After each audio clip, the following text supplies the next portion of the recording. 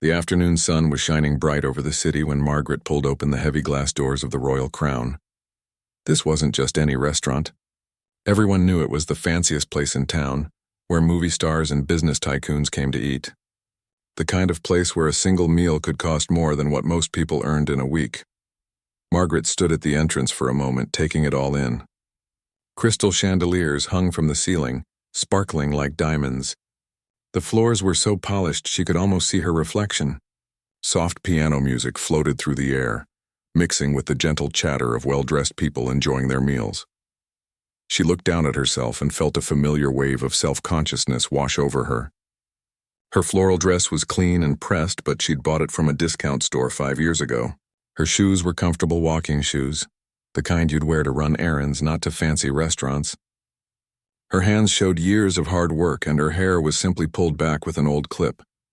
No fancy styling, no expensive jewelry, just her, but she had every right to be there. Her husband had called that morning and told her to meet him here for lunch. It was supposed to be a surprise, a special treat, so she'd come, even though everything about this place made her feel out of place. A man stood behind a tall wooden stand near the entrance. He wore a sharp black suit with a name tag that read Pierre. His hair was slicked back perfectly, and he had the kind of face that looked like it rarely smiled. When he looked up and saw Margaret, his expression changed. It wasn't a welcoming change. His eyes traveled slowly from her shoes up to her face, taking in every detail of her simple appearance. There was no warmth in his look. If anything, it was cold, calculating, like he was deciding whether she was worth his time. "May I help you?" he asked, but the way he said it didn't sound helpful at all. It sounded more like, "What are you doing here?" Margaret cleared her throat, trying to sound confident even though her heart was beating faster. "Yes, I have a reservation." "It should be under the name Mitchell." "Table for two." Pierre raised one eyebrow slightly. He didn't move to check his computer right away. Instead, he just stood there looking at her like she'd said something ridiculous. "A reservation," he repeated slowly, as if testing the words. "Yes," Margaret said, holding her ground. "My husband made it this morning." Behind Pierre, a young woman in an elegant black dress whispered something to another staff member. They both glanced at Margaret, and she saw one of them suppress a small laugh. The sound, quiet as it was, felt like a punch to the stomach. Pierre finally turned to his computer screen, but he took his time about it. His fingers moved across the keyboard so slowly it was almost insulting, like he was making her wait on purpose. The seconds felt like hours. Margaret could feel other people in the restaurant starting to notice her. She saw heads turning, conversations pausing, eyes looking her up and down. At a nearby table, 3 women sat with wine glasses in front of them. They wore designer clothes and jewelry that probably cost more than a car. One of them leaned toward the others and said something, not quite whispering.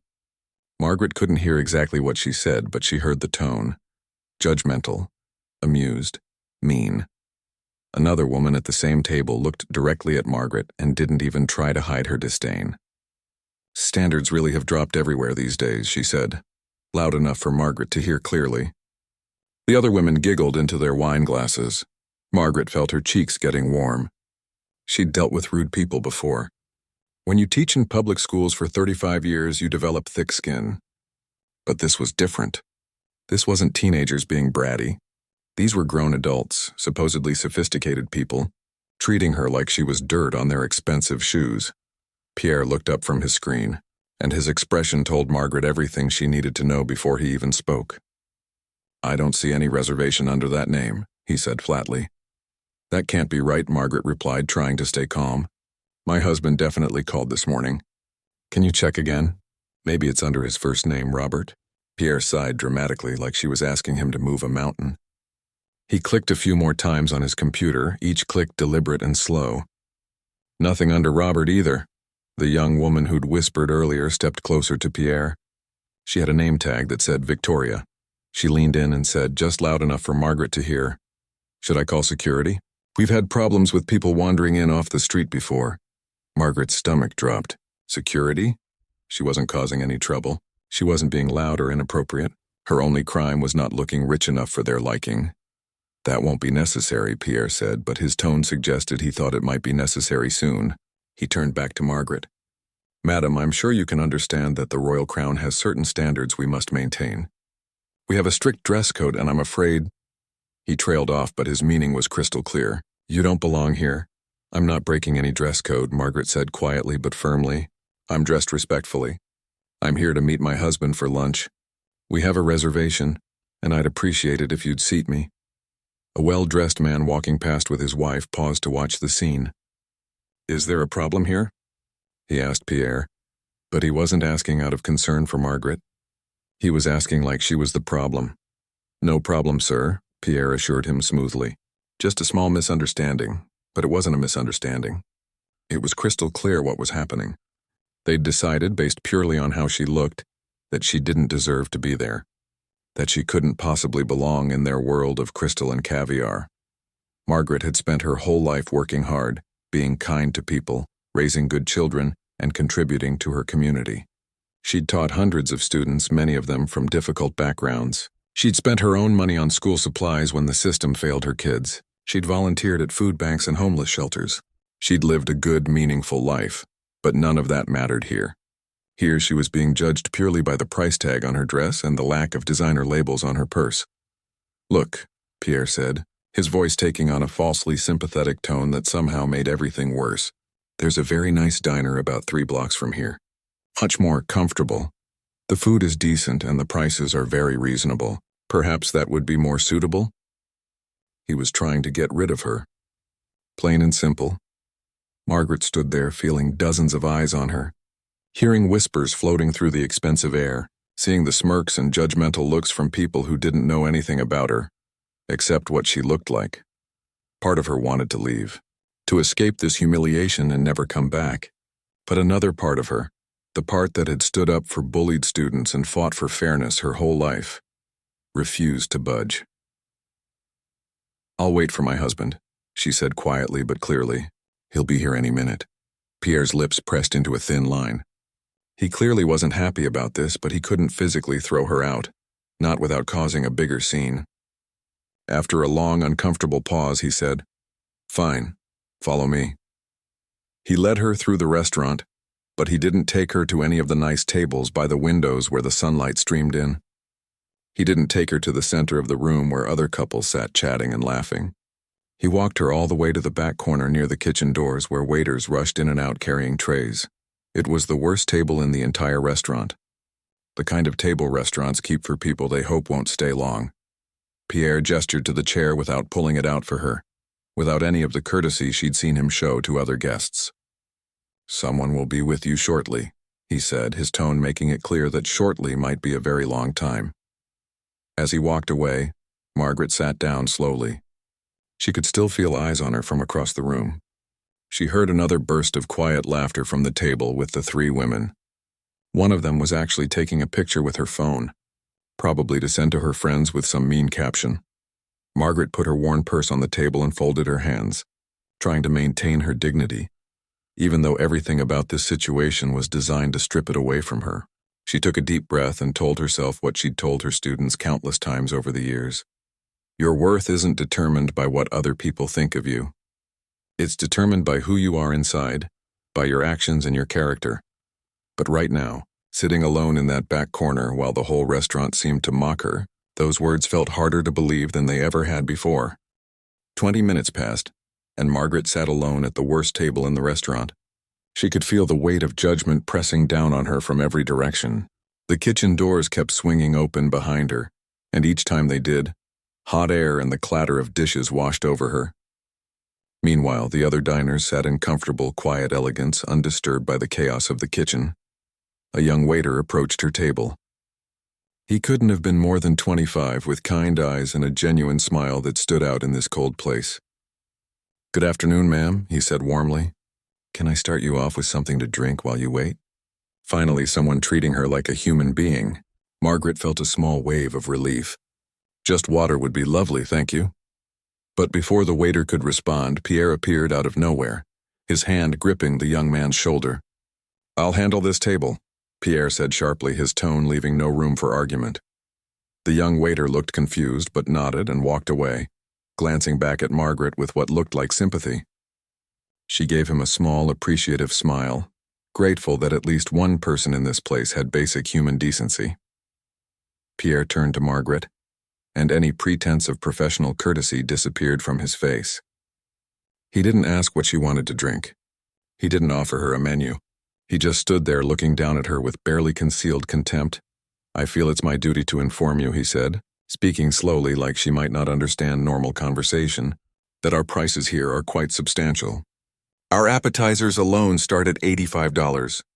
The entrees range from $150 to $400. Before you settle in, I thought you should know what you're getting yourself into." The implication was clear as day. He was saying, "You can't afford this place. Leave now before you embarrass yourself further." Margaret looked up at him calmly, even though her heart was pounding. "I appreciate your concern, but I'll wait for my husband. He should be here any moment." Pierre's eyebrow arched skeptically. "Of course. Your husband." The way he said it made it sound like he thought she was making the whole thing up. He walked away without bringing her water, without giving her a menu, without anything. Margaret sat there, her hands folded on the table, trying to maintain her composure. At the table with the three wealthy women, the mockery continued. One of them, a woman with perfectly styled blonde hair and a diamond necklace that probably cost more than a house, wasn't even trying to be subtle anymore. "I wonder if she knows she's at the wrong restaurant," the blonde woman said to her friends, her voice carrying across the room. Maybe she thought this was the soup kitchen down the street. Her companions erupted in laughter, the sound sharp and cruel. Other diners glanced over, some looking uncomfortable, but no one said anything. No one stood up for Margaret. They just went back to their expensive meals, grateful it wasn't them being humiliated. Margaret felt tears threatening to form in her eyes, but she refused to let them fall. She'd been teaching in tough neighborhoods for 35 years. She'd faced down angry parents, dealt with difficult administrators, and stood up to people who tried to bully her students. She wasn't going to cry over a few shallow, mean-spirited people, but it hurt. It really hurt. A businessman at a nearby table was on his phone, speaking loudly about some deal he was closing. He kept glancing at Margaret between sentences, his expression one of annoyance, like her presence was somehow ruining his meal. Finally, he called Pierre over. "Excuse me," the businessman said, not quite whispering. "Is everything all right with that situation?" He nodded in Margaret's direction. Pierre leaned in and spoke quietly, but Margaret could still hear him. "We're handling it, sir. She claims to be waiting for someone. We're giving her a few more minutes." "Claims to be waiting," the businessman repeated, shaking his head. "You need to do something about this. I paid good money for a nice atmosphere, and there it was. She wasn't just being judged. She was being treated like her very presence was contaminating the restaurant, ruining other people's experience simply by existing in a space they felt belonged only to them." Victoria, the young woman who'd suggested calling security earlier, brought water to Margaret's table. But it wasn't the crystal glassware that everyone else got. It was a plain glass, the kind you'd find at a fast food restaurant, filled with lukewarm water. No ice, no lemon, no nothing. She set it down with a slight thump and a little water splashed onto the table. Victoria didn't apologize. She didn't even make eye contact. She just turned and walked away, her heels clicking against the polished floor. Margaret stared at the glass of water. Such a small thing, but it represented everything about how she was being treated. Different, less than, unworthy. More time passed. 5 minutes, 10 minutes, 15. With each passing minute, Margaret could feel the restaurant's patience with her wearing thinner. Pierre kept glancing at her table, checking his watch with theatrical obviousness. The three women continued their commentary, each comment more cutting than the last. Maybe her husband stood her up. One of them suggested with a nasty laugh. "Can you blame him?" Another replied. "I'd stand her up too." The cruelty was breathtaking. These were supposedly educated, cultured, sophisticated people. But they were acting like high school bullies, maybe worse, because they should know better at their age. Margaret pulled her phone from her purse, an old model with a cracked screen protector that she'd had for years. It worked fine, so she'd never seen the need to replace it. She checked for messages from her husband, but there was nothing yet. He was probably still in his meeting. She noticed a young couple at a table across the room looking at her. The woman leaned over and whispered something to her boyfriend, and they both looked uncomfortable. For a moment, Margaret hoped they might say something, might stand up for her, but they just looked away quickly and went back to their food. Nobody wanted to get involved. A waiter bringing food to a nearby table had to pass by Margaret. As he did, one of his colleagues whispered loud enough for her to hear, "How long are we going to let her sit there? She's not even ordering anything." "Pierre's call," the first waiter responded. "But yeah, it's weird. She obviously doesn't belong here." Margaret pretended she didn't hear, but each comment added another weight to the growing burden she was carrying. This was supposed to be a nice lunch with her husband, a rare treat. Instead, it had become one of the most humiliating experiences of her life. She thought about all the time she'd taught her students about kindness and respect. How many lessons had she given about treating everyone with dignity, regardless of their appearance or background? How many times had she broken up situations where one kid was bullying another, explaining that everyone deserves basic human respect? And here she was, a 62-year-old woman who'd spent her life trying to make the world a little bit better, being treated like garbage because she didn't wear the right clothes or carry the right handbag. Pierre made another pass by her table, slower this time, making sure she noticed him checking his watch again. "Still waiting?" he asked, his tone dripping with sarcasm. "Yes," Margaret replied quietly. "He'll be here," of course, Pierre said. "Though I have to say we typically don't hold tables for extended periods when guests aren't ordering. We have a waiting list, you understand." It was a lie. Margaret could see several empty tables in the restaurant. They weren't full. There was no waiting list. He was just trying to pressure her into leaving. "I'll order when my husband arrives," Margaret said, her voice steady despite the trembling she felt inside. Pierre's lips pressed into a thin line of disapproval, but before he could say anything else, a phone behind his podium rang. He excused himself curtly and walked away to answer it. The blonde woman at the nearby table took the opportunity to say even louder, "This is absolutely ridiculous. We come here to escape people like that, not to eat dinner with them." "Someone should really say something to the manager," her friend agreed. "This is unacceptable." Margaret's hands tightened in her lap. Part of her wanted to stand up and tell these women exactly what she thought of them, to explain that their jewelry and designer clothes didn't make them better people, just richer ones. That kindness and character mattered more than appearance. That they were being cruel to a complete stranger for no reason other than to make themselves feel superior. But she didn't. She just sat there, maintaining her dignity as best she could, waiting for her husband, and trying not to let these people see how much their words were hurting her. The kitchen doors swung open again, and the noise of clanging pots and shouting chefs spilled out. A busboy came through, barely glancing at Margaret as he cleared plates from a nearby table. The other diners got friendly smiles and excuse-me's as he worked around them. Margaret got nothing, like she was invisible. She checked her phone again. Still nothing. She sent her husband a quick text. "I'm here, at the table. Take your time with your meeting."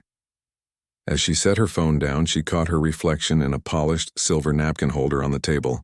She saw herself as these people must see her, a simple woman in a simple dress with graying hair and no expensive accessories.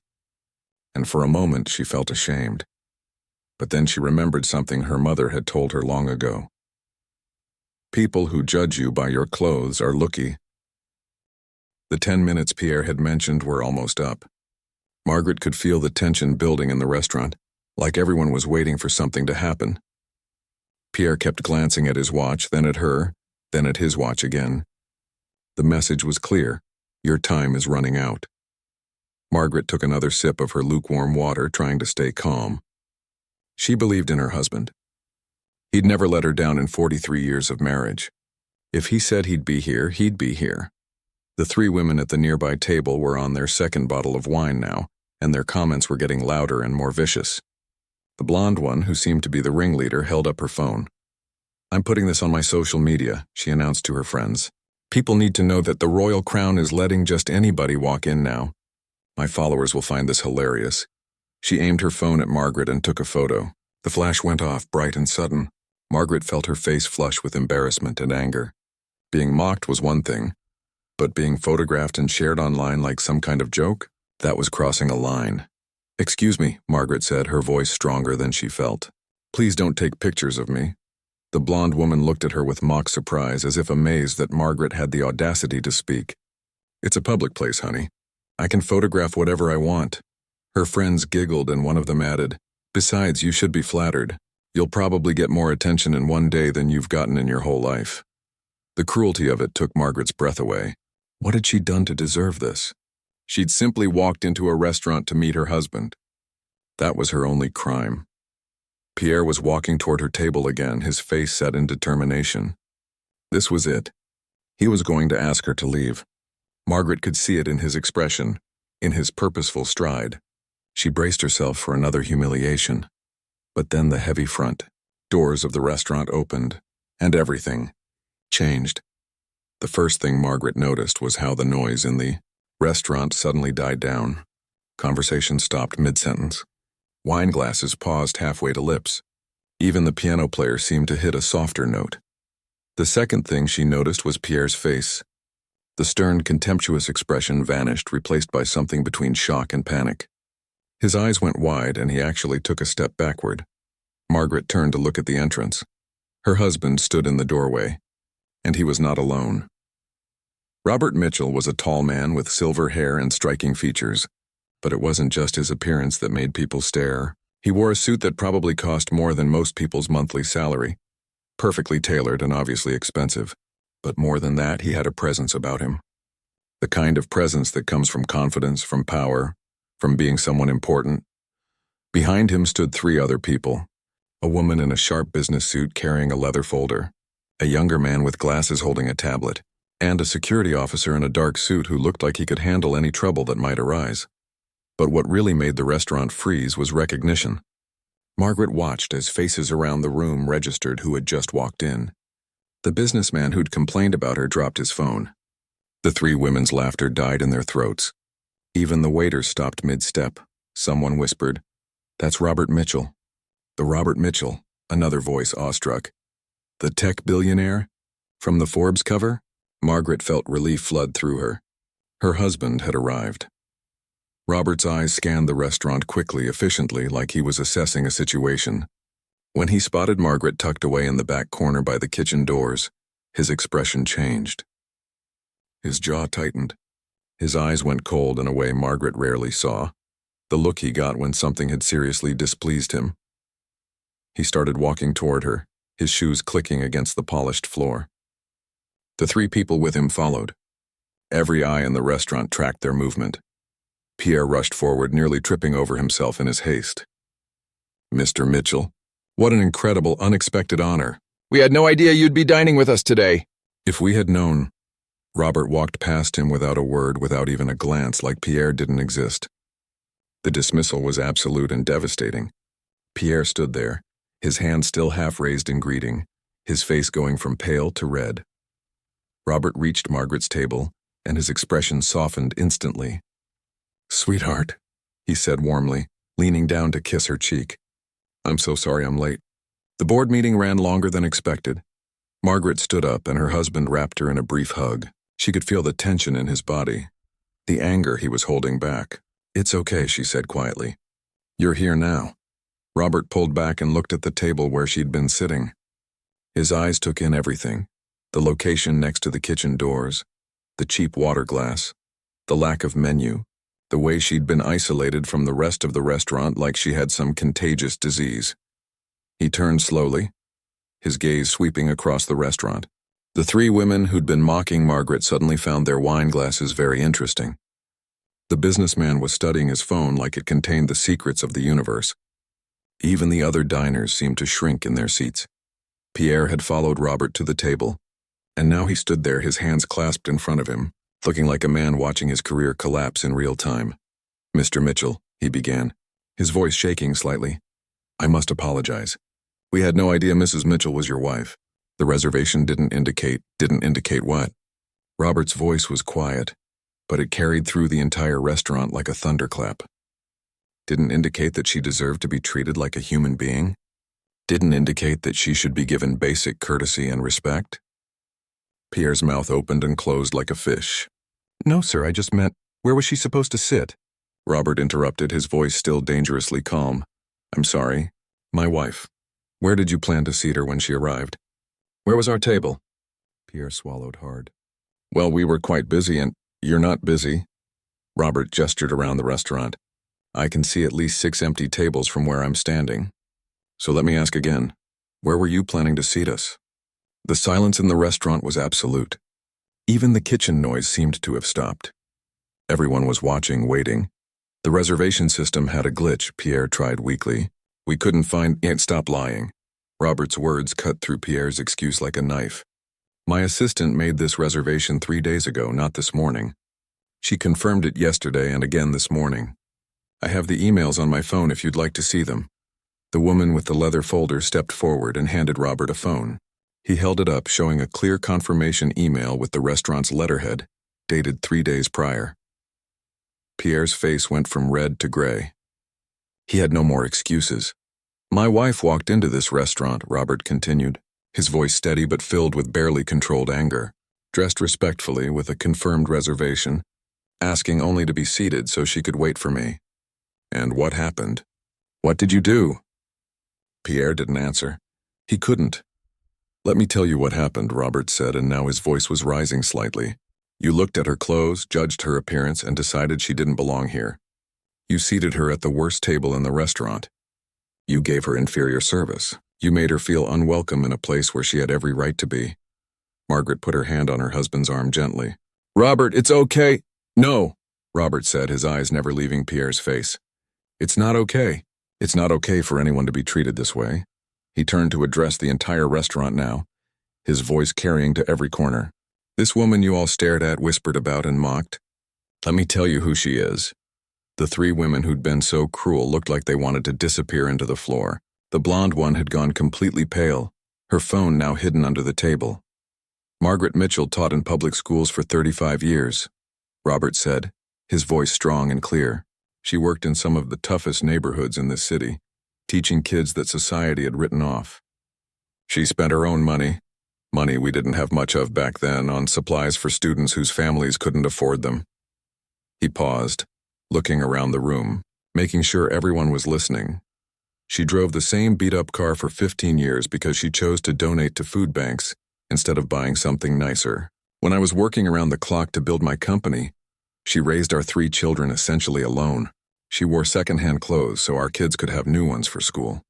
She volunteered at homeless shelters every single week, and she still does. Margaret felt tears pricking her eyes now, but they were different tears than before. Not tears of humiliation, but tears of love for this man who was defending her so fiercely. She's been a foster parent to 17 children over the years, Robert continued. She's tutored hundreds of kids for free. She's organized community meals, fought for better school funding, and spent her entire life trying to make the world a better place for people who had less than her. He turned back to Pierre, his expression hard. And you treated her like trash. You all did. His eyes swept across the restaurant again. Because she doesn't wear designer labels. Because she doesn't drip with jewelry. Because she looks like a regular person instead of whatever fant. The restaurant remained frozen in stunned silence. Pierre stood there looking like a man who'd just watched his entire world crumble. His hands trembled as he tried to process what had just happened. Fired.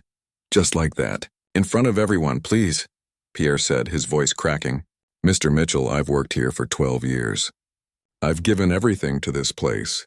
I didn't know she was your wife. I would never have. That's exactly the problem, Robert interrupted, his voice cutting through Pierre's pleading like a blade. You would never have treated her that way if you'd known who she was married to. Which means your kindness, your respect, your basic human decency, all of it is conditional. All of it depends on what someone can do for you. He stepped closer to Pierre, and though Robert wasn't a physically imposing man, Pierre seemed to shrink before him. Let me ask you something, Robert said. How many other people have you treated this way? How many other customers walked through those doors and got judged, dismissed, and humiliated because they didn't look wealthy enough for your standards? How many people did you turn away or stick in this corner, hoping they'd get the message and leave? Pierre opened his mouth, but no words came out. Because they both knew the answer. This wasn't the first time. It was just the first time he'd been caught. The first time there had been consequences. Robert turned to Victoria, the young woman who'd suggested calling security on Margaret earlier. She looked terrified, her face pale and her hands clasped tightly in front of her. You, Robert said, not unkindly but firmly. What's your name? Victoria, sir, she managed to say, her voice barely above a whisper. Victoria, were you going to call security on my wife? Victoria's eyes filled with tears. I'm so sorry. I was just following. She glanced at Pierre, then back at Robert. I thought that's what I was supposed to do. Pierre said, I'm not asking about Pierre, Robert said. I'm asking about you. In that moment when you looked at this woman, what did you think? What did you decide about her? Victoria's tears started to fall. I thought she looked out of place. I thought she couldn't afford to eat here and maybe she was confused or lost. I'm so sorry. I was wrong. Robert studied her for a moment. You were wrong, but at least you're honest about it. He turned to his assistant. Linda, make a note. Victoria stays on staff, but she's going to attend a comprehensive training program on hospitality, dignity, and treating all customers with respect. Understood? Victoria nodded quickly, wiping her tears. Yes, sir. Thank you, sir. I promise I'll do better. See that you do, Robert said, then turned his attention to the young waiter who'd tried to help Margaret earlier. You come here. The young man stepped forward nervously. He couldn't have been more than 24 or 25, with an honest face and worried eyes. What's your name? Robert asked. David, sir. David, what happened when you tried to serve my wife? David glanced at Pierre, who was still standing there in shock, then back at Robert. I was going to take her order, sir. But Pierre stopped me. He said he'd handle the table himself. And what would you have done if he hadn't stopped you? David stood a little straighter. I would have treated her like any other guest, sir. Brought her water in proper glassware, given her a menu, made sure she was comfortable. That's my job, to make every customer feel welcome. Robert studied him for a long moment, then nodded. How long have you worked here? 3 years, sir. How would you like a promotion? Robert asked. Effective immediately, you're the new manager of this restaurant. Triple your current salary, benefits, and you'll report directly to my operations team. The restaurant erupted in whispers. David looked like he'd been struck by lightning. Sir, I don't know what to say. Say yes, Robert suggested with the hint of a smile. Yes. Yes, absolutely. Thank you, Mr. Mitchell, I won't let you down. I know you won't, Robert said, because you've already shown me who you are. When you saw someone who needed help, you tried to help them. You didn't see dollar signs or designer labels. You saw a person. That's the kind of manager I want running my restaurant. Pierre finally found his voice again. This is outrageous. That boy knows nothing about managing a restaurant. You've been doing this wrong for 12 years, Robert said coldly.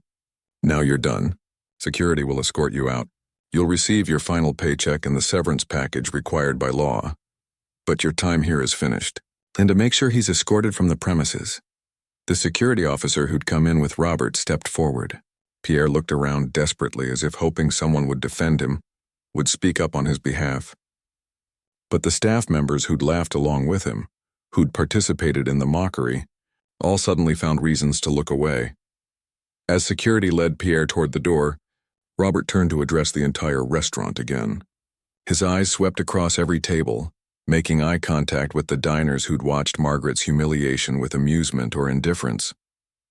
I want to make something absolutely clear, he said, his voice carrying through the space. This restaurant is going to change. Starting today. Starting right now. The three women who'd mocked Margaret most viciously were trying to make themselves small, sinking low in their seats. The blonde woman had her phone face down on the table now, probably terrified that Robert had seen her taking photos. I didn't build my success by stepping on people, Robert continued. I built it by recognizing that everyone has value, everyone has dignity, and everyone deserves respect. Those values are going to be reflected in every business I own, including this one. He walked toward the table where the three women sat. They looked up at him with wide, fearful eyes. You, he said, pointing to the blonde woman. I believe you took a photograph of my wife without her permission, with the intention of mocking her on social media. The woman's face went from pale to sheet white. I didn't mean anything by it. It was just a joke. Show me your phone, Robert said. I'd rather not. Show me. Your phone. His voice left no room for argument. With shaking hands, the woman unlocked her phone and showed him the screen. There was Margaret's photo, and below it a caption that read, OMG, you'll never believe what just walked into the Royal Crown. When did they start letting homeless people in? LOL. The woman's friends gasped, realizing that Robert had just seen it. Robert's expression darkened.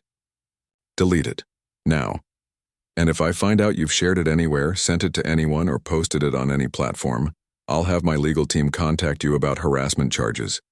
Do you understand? The woman's hands shook so badly she could barely tap the screen, but she deleted the photo and the post. It's gone. I swear I'm so sorry. You're not sorry for what you did, Robert said quietly. You're sorry you got caught. There's a difference. He looked at all three women. You're no longer welcome at any establishment I own. That includes this restaurant, the hotel chain I acquired last year, and the boutique resorts I'm opening next quarter. Security has your photos now and you'll be turned away at the door. One of the other women tried to protest. You can't do that. We've been loyal customers. No, loyal customers treat staff with respect, Robert cut her off. Loyal customers don't mock other human beings for entertainment. You're not loyal. You're just wealthy, and wealth without character is worthless to me. He turned away from them and addressed the restaurant again. Let me tell you all something about wealth. I grew up poor, not struggling middle class. Actually poor. There were times we didn't know where our next meal was coming from. My mother cleaned houses for a living. My father worked 3 jobs and still couldn't make ends meet. Margaret watched her husband, seeing the emotion in his eyes as he spoke. They didn't talk about those days often, but she knew how much they'd shaped him. When I was 12, Robert continued, my mother took me to a nice department store because I needed shoes for school. We'd saved up for months. The salesman took one look at us and told us we'd be more comfortable shopping at the discount store down the street. My mother was so humiliated she cried in the car. I promised myself that day that if I ever had money, I'd never forget what it felt like to be treated like you don't matter. The restaurant was so quiet you could hear a pin drop. Several of the staff members were crying. I've been fortunate in business, Robert said. Very fortunate. But that fortune didn't make me better than anyone else. It just gave me more responsibility to treat people right. And I expect everyone who works for me, everyone who dines in my establishments, to understand that. He turned to David, the newly promoted manager. David, here are your new priorities. First, eliminate any dress code that discriminates based on wealth or appearance. If someone is dressed respectfully, they're welcome here. Second, retrain every single staff member on what hospitality actually means. It means making everyone feel valued, not just people with platinum credit cards. Yes, sir, David said, taking notes on his phone. Third, Robert continued, change the reservation system. I want a weekly program where teachers, first responders, nurses, social workers, people who serve their communities, can dine here at cost. No profit margin, just good food and good service for people who deserve it. Margaret felt tears in her eyes again. Her husband was honoring not just her, but every person who'd ever been made to feel less than. The car ride to Mario's trattoria was quiet at first. Margaret sat in the passenger seat watching the city pass by through the window. Robert drove, occasionally glancing over at her with concern. Are you okay? He finally asked, reaching over to take her hand. Margaret nodded, but tears were streaming down her face now. Not tears of sadness anymore, but tears of relief, of release of all the emotions she'd been holding back for the past hour. I felt so small in there, she admitted quietly. I kept telling myself that their opinions didn't matter, that I knew who I was. But it hurt, Robert. It really hurt. Robert pulled the car over to the side of the road and turned to face her fully. He reached up and gently wiped the tears from her cheeks. I'm so sorry you had to go through that. I'm sorry I wasn't there sooner. You came when it mattered, Margaret said, managing a small smile. You always do. They sat there for a moment, just holding hands the way they had for more than 4 decades. Then Margaret laughed, surprising both of them. What? Robert asked, smiling despite himself. Did you see Pierre's face when you told him he was fired? Margaret said. And suddenly they were both laughing, the tension of the afternoon finally breaking. I've been wanting to do something like that for years, Robert admitted.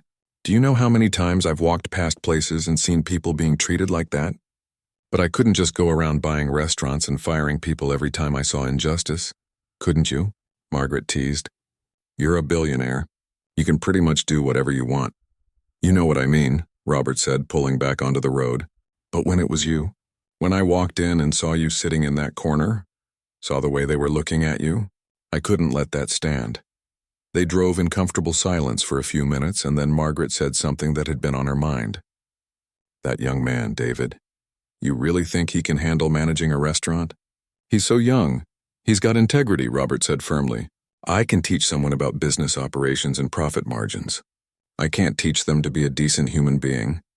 He already has that. The rest is just details. Mario's Trattoria was the complete opposite of the Royal Crown. It was a small, family-owned Italian place tucked between a bookstore and a dry cleaner. The building was old, the awning was faded, and through the window you could see red checkered tablecloths and mismatched chairs. When Robert and Margaret walked in, a round man with a flour-dusted apron rushed over with his arms open wide. Robert, Margaret. It's been too long.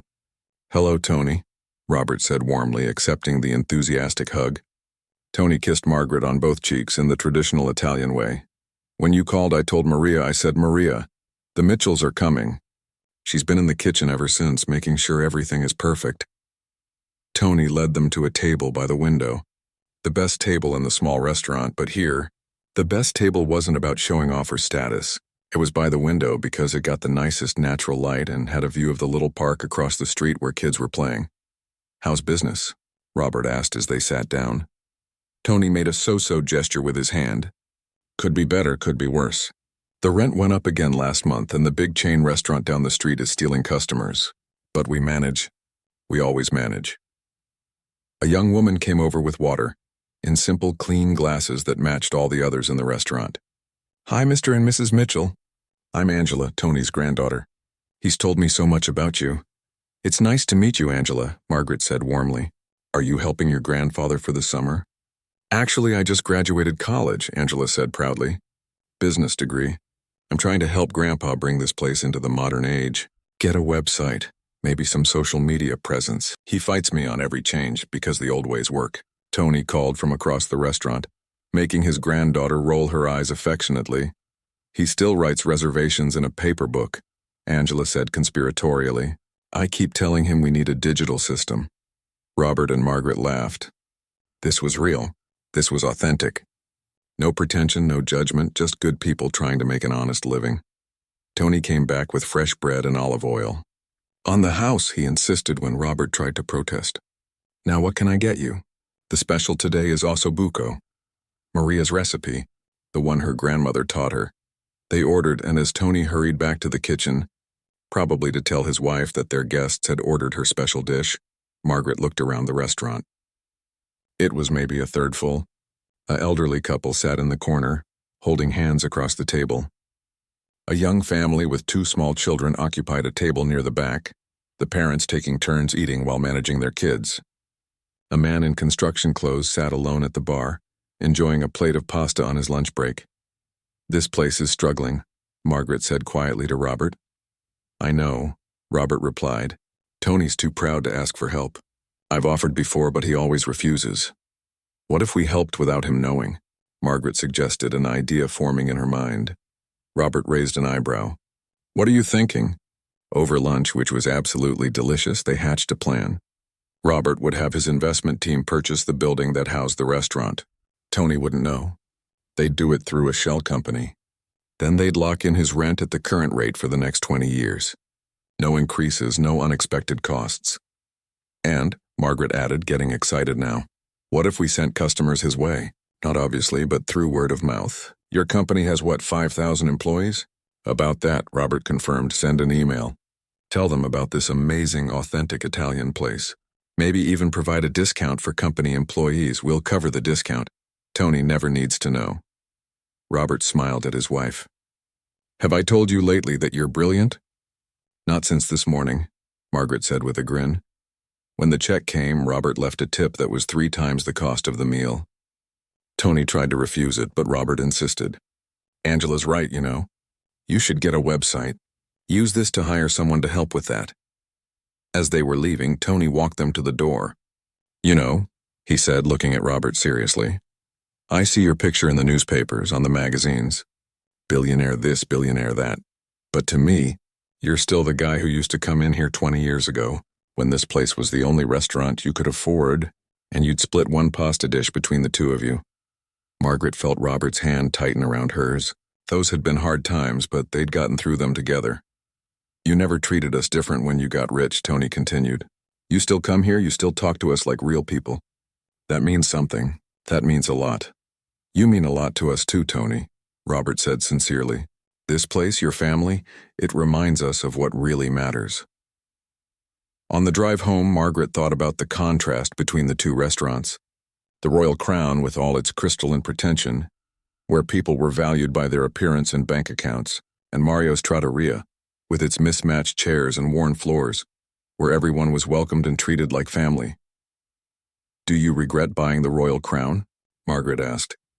That whole group of restaurants? Robert thought for a moment. No, because now I can change it. Make it better. Make it a place that reflects actual values instead of just shallow status symbols. That's going to cost you money, Margaret pointed out. Those programs you talked about, serving meals at cost to teachers and first responders. That's not profitable. Some things matter more than profit, Robert said simply. Besides, we have more money than we could spend in 10 lifetimes. Might as well use it to make the world a little bit better. Over the next few weeks, word spread about what had happened at the Royal Crown.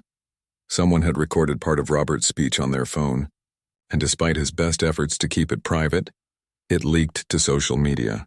The video went viral. The comments were overwhelmingly supportive. People shared their own stories of being judged by their appearance, of being made to feel less than because they didn't look wealthy enough or fashionable enough.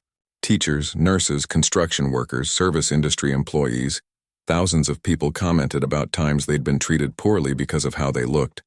But there were also negative comments. Some people accused Robert of being too harsh, of destroying a man's career over one mistake. Some said he was just showing off his wealth and power. Margaret watched her husband read through the comments one evening, his expression troubled.